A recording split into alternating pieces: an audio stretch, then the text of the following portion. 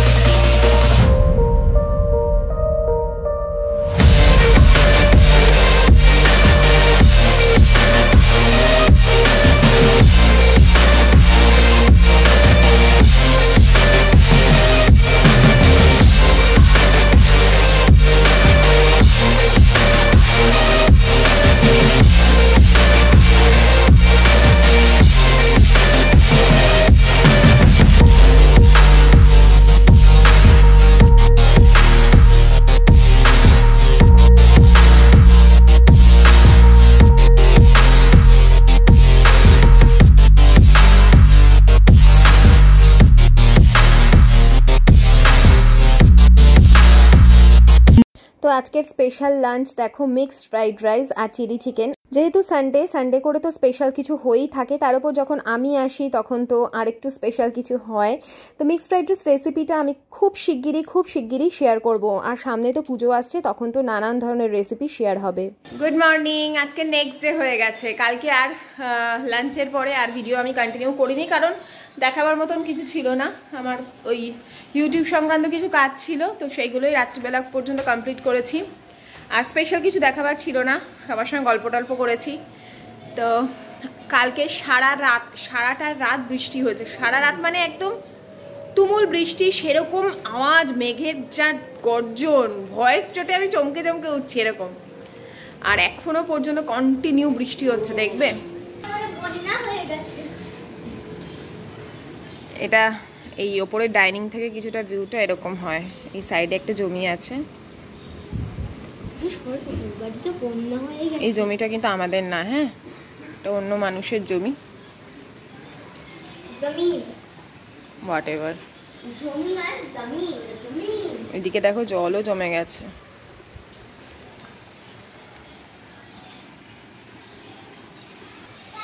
এই জায়গাটা একটু পিস, শান্ত, ভালো লাগে এই জায়গাটায়, মানে ইয়ে লাগে, শান্তি লাগে। আমার বাড়ির সামনে যেরকম গাড়ির আওয়াজ, হ্যাঁ, ভুঁ চলতে থাকে এই দিকটা। এবার এই সাইডের থেকে দেখাই।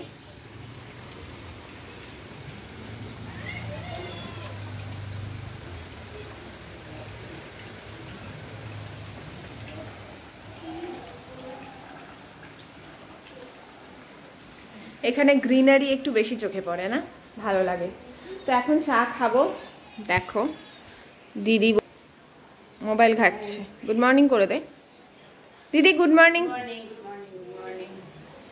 আর সবাই আমাকে একজন কমেন্ট করেছে, তোমার দিদি কি খুব রাগী? হ্যাঁ, আমার দিদি একটু রাগী। রাগী মানে কি, ভালো মন্দের বিচার করে এমন বলবে বাবা গো। যখন আমাদের বয়স কম, যখন আমার বয়সটা কম আর কি, উঠছি পাকনা মেলে, মানে এদিক ওদিক থেকে সব লেটার ফেটার আসে, ও ঠিক ধরে নেবে। আমার মা তো ধরতে পারতো না, এই ও ঠিক ধরে নেবে। আর ওকে খুব ভয় পেতাম, আমি খুব ভয় পেতাম। মানে আমি কোনো জিনিস যদি ফাঁকি মেরেছি বা মিথ্যে কথা বলেছি, ও ঠিক ধরে ফেলে, উল্লা তুই ওই কাজটাই করেছিলি। এখনো তাই। আর এখনো তাই, মানে কোনো কিছু অন্যায় করলেও ওর চোখে ফাঁকি দেওয়া যায় না, এবং সেটা নিয়ে এমন মাথা পাকাবে। তো হ্যাঁ, একটু রাগী মানে কি, ওর দিক থেকে ও রাগী না, কিন্তু যা ওর ভয় পাবে, কোনো অন্যায় করলে সে মানুষটা ভয় পাবে, এরকম আর কি ব্যাপার। হ্যাঁ, পার্সোনালিটি বলতে গেলে রাগী তো অবশ্যই। আমার বাবাকেও আমরা এরকম, আমি মানে এরকম ধরনেরই ভয় পেতাম, তো ও সেম। মাকে ভয় পেতাম না, মা খুব ঠান্ডা মতন, আমিও ওরকম কিছুটা, আমাকে যেমন ভয় পায় না কে সেরকম। আর দিদি দেখো কি সুন্দর আমাদের চা দিয়েছে। চাটা একটু কম লাগছে, কিন্তু মানে এতটা চা তো আর করবে না, এক টিপর চা করার দরকার নেই, কারণ সবার চা খাওয়া হয়ে গেছে, শুধু আমি আর দিদি খাবো এখন।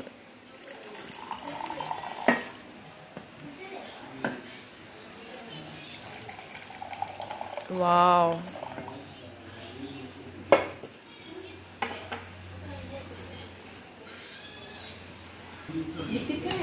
একটা অদ্ভুত ব্যাপার, ওরা না কফি মগে চা খায়, যার জন্য মনে হয় এইটুকু চা, কিন্তু এটা আমি যে কাপ ইউজ করি এটা 1 কাপ চা।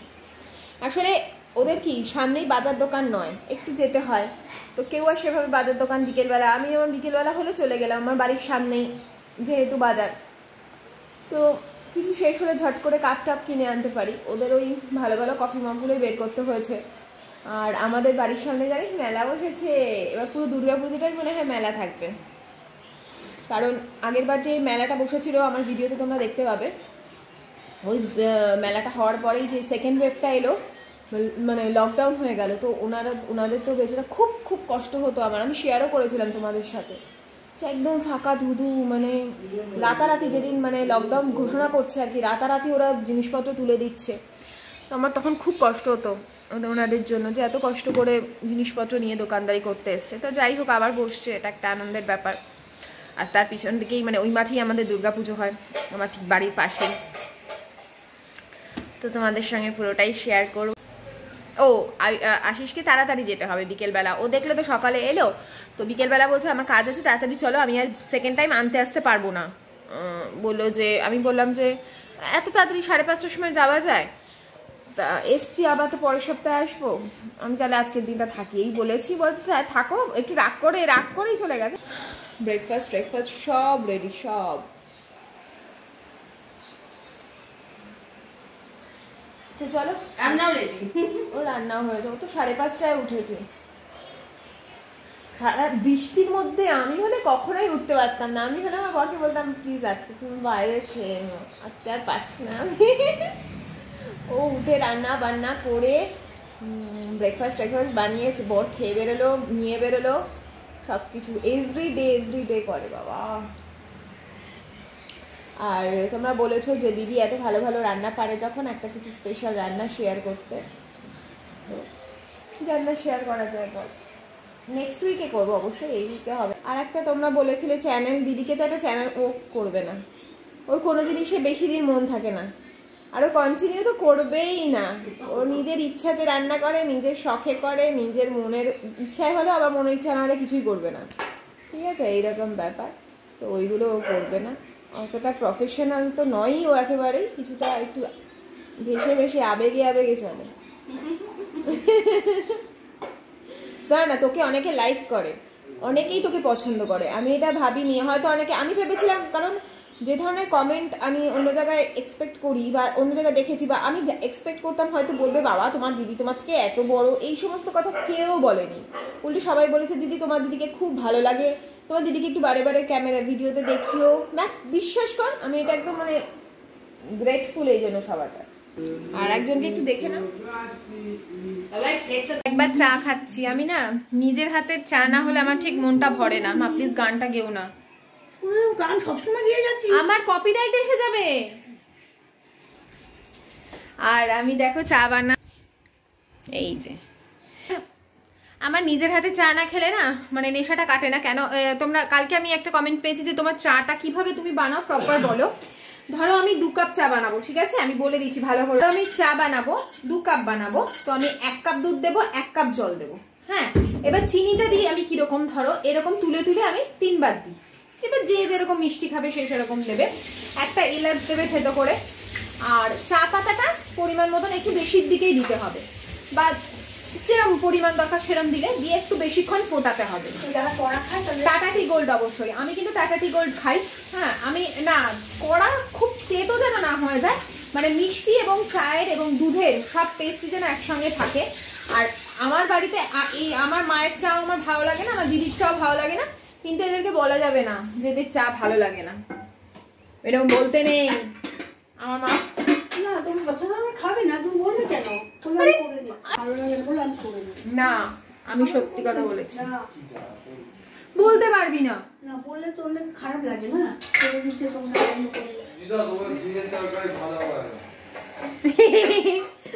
তোমাদের দেখাই, এই যে এটা জানো তো, এই টিপটটা আমার কাছে তো নেই, আমি এখন কিনবো না বাবা, আমার তো রাখার জায়গা নেই।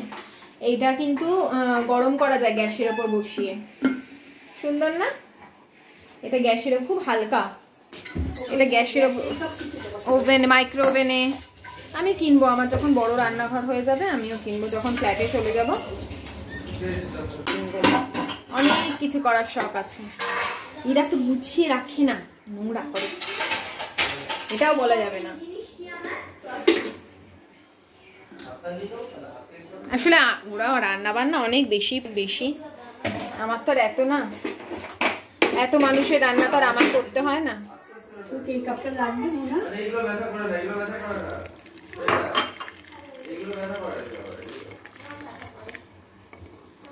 তোমরা যখন কেউ আমাদের বাড়ি আসবে তোমাদেরকে আমি আমার হাতে চা খাওয়াবো, কেমন? আমার খুব ভালো লাগে চা খাওয়াতে, ভালো করে বানিয়ে, আর সুন্দর টি পটে টি সেটে এরকমভাবে সুন্দর করে সাজিয়ে আরও ভালো লাগে দিতে, যদি সুন্দর কাপ থাকে। তো ঠিক আছে, যখন যেমন তখন সেরমভাবেই চলতে হবে। আমরা এখন বসে আর এবার দেখো ঘরটা কতটা অন্ধকার লাগছে, কারণ পুরো মেঘলা চারিদিকে। এখন মা বাবাকে খাইয়ে দিচ্ছে। আসলে বাবাকে দেখাশোনা করার জন্য যে দিদি আছেন, সেই দিদি আজকে আসেননি, তার বাড়িতে কিছু সমস্যা হয়েছিল বা কোনো কাজ ছিল হয়তো, সে ছুটি নিয়েছিল ওই জন্য। তো মার আর বাবার একটা সুন্দর সময়ের ছবি তোমাদের সঙ্গে শেয়ার করলাম। তো বাবা বুঝতে পারছে যে আমি বাবাকে এখানে ছবি তুলছি, সেই জন্য বাবা দেখো চুপ করে রয়েছে, যাতে ভাবছে যে আমি স্টিল ছবি তুলছি হয়তো। তো বাবাকে খাইয়ে দিচ্ছে মা। আজকেও বাড়ি যেতে পারিনি, এখনো পর্যন্ত বৃষ্টি হচ্ছে কন্টিনিউ। আসছে পাপা আসছে, চিৎকার করো না। দেখো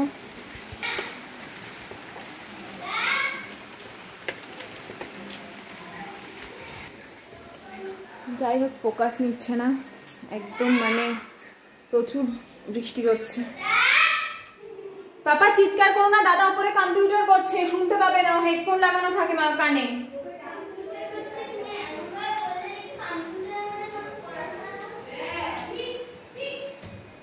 ও যাই করুক, ও অনেক বড় হয়ে গেছে, ওর সঙ্গে তুই নিজে তুলনা করিস না।